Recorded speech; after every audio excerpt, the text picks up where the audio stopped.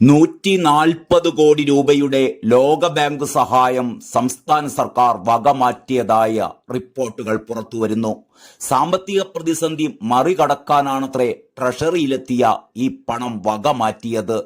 കാർഷിക മേഖലയുടെ നവീകരണത്തിനായി നടപ്പാക്കുന്ന കേര പദ്ധതിക്ക് അനുവദിച്ച പണമാണ് മറ്റാവശ്യങ്ങൾക്കായി വിജയൻ സർക്കാർ ഉപയോഗിച്ചത്. ഫണ്ട് ദുരുപയോഗം സംബന്ധിച്ച് അന്വേഷിക്കാൻ ലോകബാങ്ക് പ്രതിനിധികൾ മെയ് 5-ന് കേരളത്തിലെത്തും. കാർഷിക മേഖലയുടെ സമഗ്ര വികസനത്തിനായിരുന്നു കേര പദ്ധതി ആവിഷ്കരിച്ചിരുന്നത്.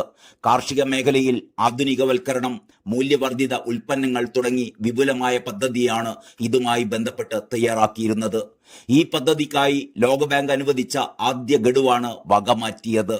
139.66 കോടി രൂപയാണ് ആദ്യഘട്ടമായി ലോകബാങ്ക് സംസ്ഥാന ട്രഷറിയിലേക്ക് നൽകിയിരുന്നത്. ട്രഷറിയിലെത്തിയ പണം ഒരാഴ്ചക്കുള്ളിൽ പദ്ധതിയുടെ അക്കൗണ്ടിലേക്ക് മാറ്റണമെന്നാണ് കരാർ വ്യവസ്ഥ.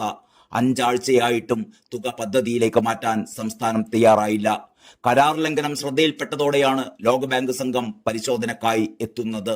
കടുത്ത സാമ്പത്തിക പ്രതിസന്ധിയിലൂടെയാണ് സംസ്ഥാനം കടന്നുപോകുന്നത്. സാമ്പത്തിക വർഷത്തിന്റെ അവസാന മാസമായ മാർച്ചിൽ പല വകുപ്പുകളിൽ നിന്നും പണം വകമാറ്റിയാണ് ധനവകുപ്പ് ട്രഷറിയിൽ എത്തിച്ചിരുന്നത്. ലോകബാങ്ക് നൽകിയ 140 കോടിയും ഇങ്ങനെ സ്വാഹ. കരാർ ലംഘനം അതീവ ഗൗരവത്തോടെയാണ് ലോകബാങ്ക് നോക്കിക്കാണുന്നത്.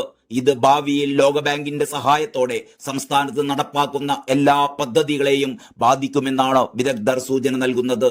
ഒപ്പം കേരളത്തിന് നൽകുന്ന റേറ്റിംഗിനെയും ബാധിക്കും. 2366 കോടി രൂപയാണ് കേര പദ്ധതിക്ക് ചെലവ് പ്രതീക്ഷിക്കുന്നത്. 1656 കോടി രൂപ ലോകബാങ്കിന്റെ സഹായമാണ്. ഇതിലെ ആദ്യ ഗഡുവായിരുന്നു 140 കോടി രൂപ. ബാക്കി തുക 5 വർഷം കൊണ്ട് ലോകബാങ്ക് കൈമാറുമെന്നായിരുന്നു വ്യവസ്ഥ. കരാറിൽ വീഴ്ച വരുത്തിയതോടെ ഈ പണം ലഭിക്കാനുള്ള സാധ്യതയും അടഞ്ഞിരിക്കുകയാണ്.